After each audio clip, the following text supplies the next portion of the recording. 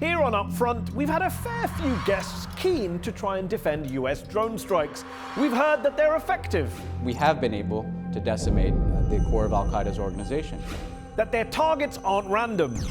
They're coming to kill us. I don't know their name, rank, and serial number. I know what they do, and I know what they're up to. And that apparently they aren't a massive recruitment tool for the very groups they target. It's a very common bromide to say drones make more terrorists. Would you believe there's no evidence for it? I'm gonna have to disagree with all that. First up, effectiveness.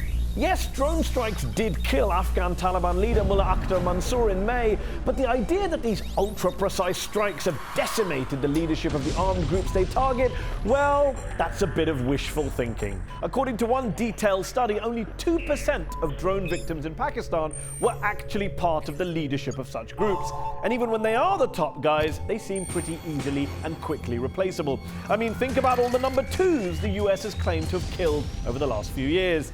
Next up, targeting. Remember that former CIA chief telling me they know exactly which bad guys they're killing? Well, not really. According to President Obama's own officials, at one point, any military-age male in a strike zone was automatically considered an enemy combatant, essentially guilty until proven innocent. According to one senior State Department official, the joke was that when the CIA sees 3 guys doing jumping jacks, the agency thinks it's a terrorist training camp. Hilarious. Then there's the claim that drone strikes don't create more terrorists than they kill. Well, forget the fact that top US generals, former US intelligence officials, and drone operators themselves believe exactly that. Even the CIA themselves have said so. A leaked agency report concluded that drone strikes could lead to strengthening an armed group's bond with the population, radicalizing an insurgent group's remaining leaders, and creating a vacuum into which more radical groups can enter. Wonderful!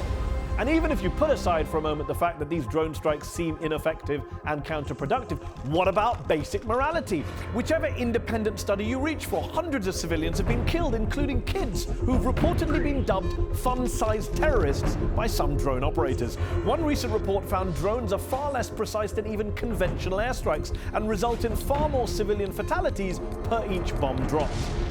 Is it any wonder then that some have even gone as far as referring to drone attacks as murder? And before you ask, no, not me, not Noam Chomsky, that was the CIA's own former top lawyer, John Rizzo. So when President Obama apparently has not had a second thought about drones, maybe it's time he should.